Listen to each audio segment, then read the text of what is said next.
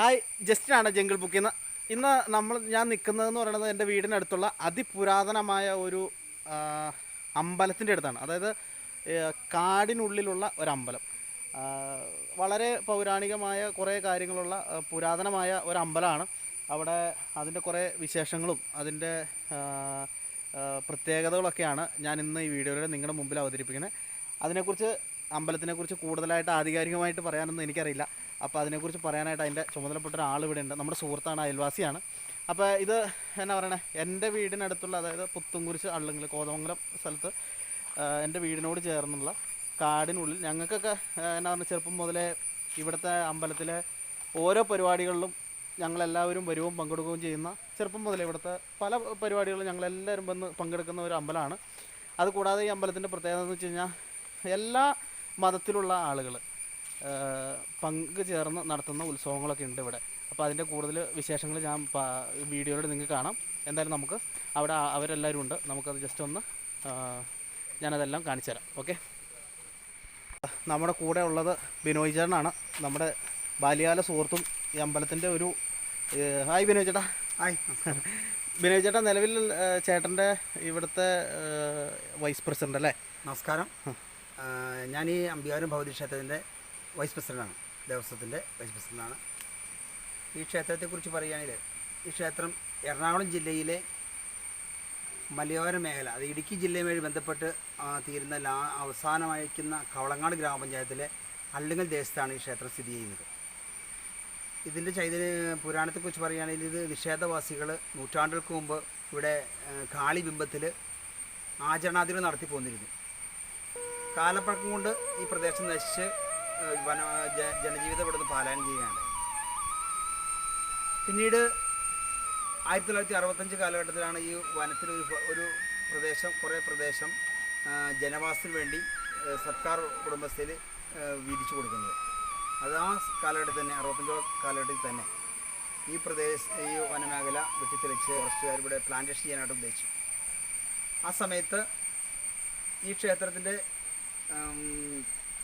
തെക്ക് വശത്തായിട്ട് ഒരു വളരെ പൗരാണികമായൊരു ക്ഷേത്രച്ചിറയാണ് കണ്ടെത്തുന്നത്. കാട് വെട്ടിത്തെളിച്ച് ആദ്യമായിട്ട് കാണുന്നത് അങ്ങനെയാണ്.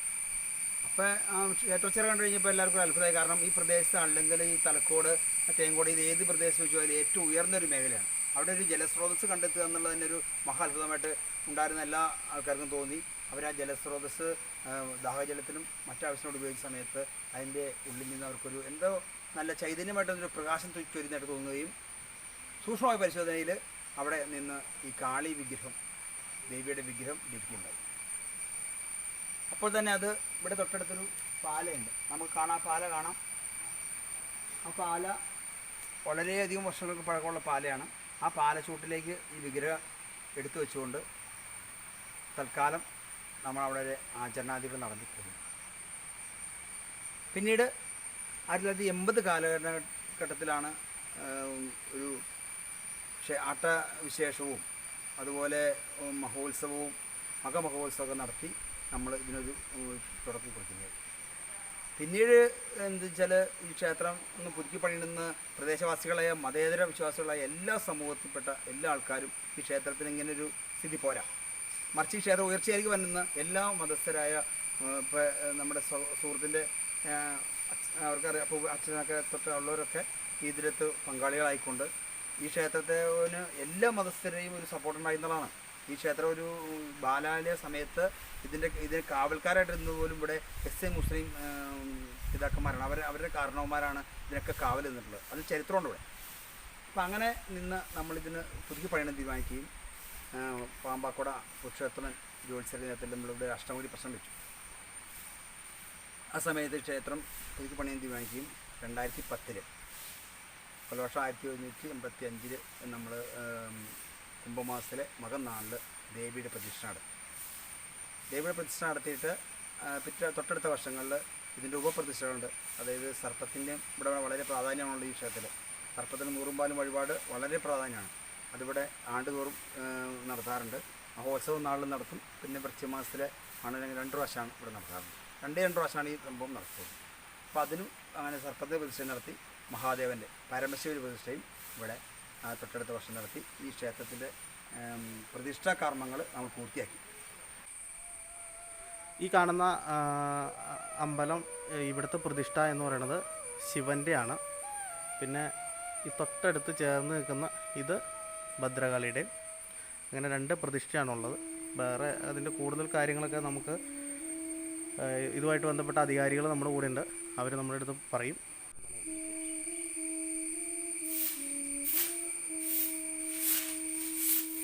വിനയ ചേട്ടാ, ഇതിപ്പോൾ ഇവിടെ ഇതൊക്കെ നടക്കുന്നുണ്ട്, ക്ലീനിങ്, പിന്നെ തേങ്ങയൊക്കെ എടുക്കുന്നുണ്ട്. അപ്പോൾ ഇത് നാളെ എന്തെങ്കിലും പൂജ ഉണ്ടോ? നാളെ ചിങ്ങം 1 മലയാള മാസത്തെ സംബന്ധിക്കുമ്പോൾ ഒരു പുതുവത്സരമാണ്. മലയാളികളെ സംബന്ധിച്ചും ഒരു പുതുവത്സരം തുടക്കമാണ്. നമ്മൾ ജനുവരി 1 എന്ന് പറയുന്ന പുതുവത്സരം പോലെ തന്നെ പ്രാധാന്യപ്പെട്ടാണ് മലയാള വർഷത്തിൻ്റെ പുതുവത്സരം ചിങ്ങം 1. ചിങ്ങം 1 ഇവിടെ ഗണപതി ഹോമം ഉൾപ്പെടെയുള്ള രാവിലെ തന്നെ ഇവിടെ പരിപാടികൾ തുടങ്ങും. പൂജ തുടങ്ങും, ഗണപതി ഹോമം തുടങ്ങും, മറ്റു വഴിപാടുകാരുണ്ടാവും, നല്ല തിരക്കും ഉണ്ടാവും ഇവിടെ. അതാണ് നാളത്തെ ഒരു പ്രത്യേകത എന്ന് പറയുന്നത്. നമ്മുടെ ഇവിടുത്തെ പ്രധാനപ്പെട്ട ആചാരങ്ങൾ എന്തൊക്കെയാണ് അതിൻ്റെ പ്രത്യേകത? കാര്യം എന്ന് വെച്ച് കഴിഞ്ഞാൽ ഈ പറഞ്ഞ നമുക്ക് കേട്ടിട്ടുണ്ടെങ്കിൽ ഇതിൻ്റെ ഒരു പ്രത്യേകതകൾ ഏതൊക്കെ കാര്യത്തിനാണ് ഈ ആചാരങ്ങളെന്ന് അറിയാൻ പാടില്ല. അപ്പോൾ ഇവിടുത്തെ പ്രത്യേക ഈ ആചാരങ്ങൾ, അനുഷ്ഠാനങ്ങൾ, അതിനെക്കുറിച്ചൊന്ന് പറയാമോ? ഇവിടെ മെയിൻ ഏറ്റവും പ്രാധാന്യ പ്രതിഷ്ഠ എന്ന് പറയുന്നത് ദേവിയുടെ പ്രതിഷ്ഠയാണ്. അവിടെ നമ്മൾ ഇതാണ് ദേവിയുടെ പ്രതിഷ്ഠ. ഇവിടെ വെച്ചാൽ നമ്മൾ ഈ മഹാര്യാദികൾ, അതായത് ഈ തൊള്ള അല്ലെങ്കിൽ വസൂരി അങ്ങനെ കാര്യങ്ങൾക്ക് നമ്മൾ കലങ്കരിക്കൽ വഴിപാടും പുതിയ പുഷ്പാഞ്ജലി ദേവിയുടെ നടയിൽ നടക്കുന്നത്. അത് അതിപ്രാധാന്യമായ വഴിപാടുകളാണ്. പിന്നെ ഇത് ശിവൻ്റെ പൂജ. ഇവിടെ നമുക്ക് നമ്മുടെ കുടുംബൈശ്വര്യ കാര്യങ്ങൾക്കും അതുപോലെ ശിവപ്രീതിക്കും വേണ്ടി ജലധാരയാണ് ഇവിടെ മെയിൻ വഴിപാട് നടത്തുന്നത്. പിന്നീട് നമുക്ക് ഇവിടെ മൊത്തം ഒരു പ്രദേശത്തിന് തന്നെ അസൗഖ്യം കിട്ടാൻ വേണ്ടി അറിയാം. ഹൈന്ദവ ധർമ്മത്തിൽ ലോകസമസ്ത സുഖിന ഭൗതി എന്നാണ് പറയുന്നത്. അവിടെ തിരിവുകൾക്കില്ല. അപ്പോൾ അതുകൊണ്ട് ഇവിടെ നമ്മൾ അത് ആണ്ടിലൊരിക്കൽ നടത്താറുണ്ട്. മഹോത്സവ നാളിൽ നമ്മൾ കുടുംബ പൂജ എന്ന് പറഞ്ഞ ഒരു വഴിപാടോട് നടത്തും. അത് ഈ പ്രദേശത്തെ എല്ലാ കുടുംബങ്ങൾക്കും, അത് ജാതിമാരൊന്നും പെടുന്നില്ല, എല്ലാ കുടുംബങ്ങൾക്കും ഉൾപ്പെടുത്തിക്കൊണ്ടുള്ള ഒരു വഴിപാട് നടത്തുന്നുണ്ട്. പിന്നീട് ഉള്ളത് നമ്മുടെ സർപ്പപ്രതിഷ്ഠയാണ്. അവിടെ 100 മാരി വഴിപാട്. അതുപോലെ തന്നെ വിവാഹ തടസ്സമുള്ളവർക്ക് ഒരു വഴിപാട് കാര്യങ്ങളുണ്ട്. അത് പട്ടും താലിയും ചേർത്തലാണ്. ദേവിക്ക് പട്ടും താലിയും ചേർത്തുക എന്നുള്ള വഴിപാട് വിവാഹ തടസ്സം മാറുന്നതിനും അതുപോലെ നല്ല മംഗല്യം ലഭിക്കുന്നതിനും നല്ല ദാമ്പത്യം ലഭിക്കുന്നതിനും വേണ്ടി പട്ടും താലിയും ചേർന്ന വഴിപാട്. ഇതൊക്കെയാണ് ഇവിടുത്തെ പ്രധാനപ്പെട്ട വഴിപാട്. ഇത് എല്ലാ ദിവസവും നമുക്കിവിടെ പൂജയുണ്ടോ? ഇല്ലല്ലോ. എല്ലാ ദിവസവും പൂജയില്ല. ഇവിടെ എല്ലാ ഞായറാഴ്ചകളിലും രാവിലെ പൂജയുണ്ട്. പിന്നീട് എല്ലാ മലയാള മാസം 1-ാം തീയതിയും രാവിലെ പൂജയുണ്ട്. പിന്നീട് നമ്മൾ മണ്ഡലകാലത്തിൽ 40 ദിവസം വൃശ്ചികം 1 മുതൽ 40 വരുന്ന 40 മണ്ഡലകാലവും പൂജകളും പരിപാടി നടത്തും. പിന്നീട് നമുക്ക് ഈ കുംഭമാസത്തിലെ മഹമഹോത്സവമാണ് ഇവിടുത്തെ ദേവിയുടെ ജന്മദിനം. അപ്പോൾ ആ ദിവസങ്ങളാണ് മഹമഹോത്സവം നടത്താറ്. ഈ ക്ഷേത്രച്ചെറയിൽ നമ്മൾ പ്രത്യേകം കെട്ടി തയ്യാറാക്കിയതല്ല. ഇത് പ്രകൃതി തന്നെ ഇങ്ങനെ ഒരു ലളിതമായിട്ട് വന്നിരിക്കുന്ന ക്ഷേത്രമാണ്, ക്ഷേത്രച്ചെറയാണ്. ആ ചെറിയുടെ കൽപ്പടവെന്ന് പറഞ്ഞാൽ നൂറ്റാണ്ട് പഴക്കമുള്ള പടവുകളാണ്. കരിങ്കല്ലൊക്കെ വളരെ അധികം നാൾ ഉപയോഗിച്ച രീതിയിൽ കരിങ്കല്ലൊക്കെ വളരെ മിനിങ്ങിയിരിക്കുകയാണ് തന്നെ. അതുപോലെ അലക്കുകയും കുളിക്കുകയും ചെയ്ത പാടുകളും അതുപോലെ ആ കരിങ്കല്ലൊക്കെ ഇതിൻ്റെ പടവുകൾ താഴേക്കുണ്ട്. നികന്നു പോയതാണ്. ഇത് ഒരു താഴ്ചയുള്ള ഭാഗമാണ്. കുറേ ഭാഗം ഈ ക്ഷേത്രം ഞങ്ങൾ നികത്തി കാരണം വെള്ളം ശുദ്ധീകരിച്ച് തീവലിട്ടാൻ വേണ്ടി കുറച്ച് ഭാഗം നികത്തി ഇതുപോലെ റിങ് ഇറക്കി വെള്ളം എടുക്കേണ്ടതായിട്ടുണ്ട്. ഈ ചിറ വലിയ ചിറയാണ്. നമുക്കൊരു 2 ആഴ്ച ഇവിടെ ഉണ്ടാവും ഭാഗത്ത്. അത് തന്നെ പിന്നീട് എന്ന് പറയുന്നത് ഇതിൻ്റെ കിഴക്കോട്ടുള്ള നീരൊഴുക്ക്. ഒരു ശ്രീകോവിലിൽ ഇതിൻ്റെ മുമ്പിൽ കൂടി കിഴക്കോട്ടുള്ള ക്ഷേത്രച്ചിറയുടെ നീരൊഴുക്ക് എന്ന് പറയുന്നത് കേരളത്തിൽ തന്നെ അപൂർവമാണ്. അത് തന്നെ ഇവിടെ ക്ഷേത്രത്തിൻ്റെ പ്രാധാന്യം വളരെയധികം കൂട്ടുന്നതാണ്. പിന്നെ അതിന് പ്രദേശത്ത് പറയുന്നത് 400 മീറ്റർ ചുറ്റളവിൽ തന്നെയാണ് ഇവിടെ പള്ളി, ചർച്ചും മോസ്കും ടെമ്പിളും സ്ഥിതി ചെയ്യുന്നത്. അത് തന്നെ ഈ പ്രദേശത്തിൻ്റെ ഒരു ഐക്യം ഒരു മഹിമയാണ് കാണിക്കുന്നത്. വളരെ സൗഹാർദ്ദത്തോടെ ജീവിക്കുന്ന ഒരു അന്തരീക്ഷം, എല്ലാവരും ഒത്തൊരുമയോട് കൂട്ടായ്മയോടുകൂടി ജീവിക്കുന്ന ഒരു അന്തരീക്ഷമാണ് ഈ പ്രദേശം. അത് തന്നെയാണ് ഞങ്ങളുടെ ഈ ബന്ധം. അതായത് അംബികാപുരം ഭഗവതി ക്ഷേത്രത്തിൻ്റെ, ഞങ്ങളുടെ നാട്ടിലെ ക്ഷേത്രത്തിൻ്റെ, വനത്തിനുള്ളിലെ ക്ഷേത്രത്തിൻ്റെ വിശേഷങ്ങൾ നിങ്ങൾക്ക് വേണ്ടി പങ്കുവെച്ച് നിങ്ങൾക്ക് എല്ലാവർക്കും ഇഷ്ടപ്പെട്ടു എന്ന് വിചാരിക്കുന്നു. അതുകൂടാതെ ഇപ്പോൾ പ്രത്യേകം ഒരു താങ്ക്സ് പറയേണ്ട ആളാണ് ബിനോയ് ചേട്ടൻ. കാര്യം നമ്മളിങ്ങനെ ഒരു ചെറിയൊരു വീഡിയോ ചെയ്യണ കാര്യം പറഞ്ഞപ്പോൾ അദ്ദേഹം പൂർണ്ണ മനസ്സോടുകൂടി നമ്മുടെ ഒപ്പം വരുവും ഇതിനെക്കുറിച്ച് അതായത് നമ്മൾ കാര്യം വർഷങ്ങളായിട്ട് ഈ അമ്പലം അറിയുന്ന ആളുകളാണെങ്കിൽ ഇതിൻ്റെ ചരിത്രം എന്താണെന്ന് നമ്മൾ പലപ്പോഴും അറിവ് നമുക്കുണ്ടാവില്ലായിരിക്കും. എങ്കിലും അതൊക്കെ വളരെ വിശദമായിട്ട് വിശദീകരിച്ചു. എന്തായാലും ബിനോയ് ചേട്ടാ വളരെയധികം സന്തോഷം.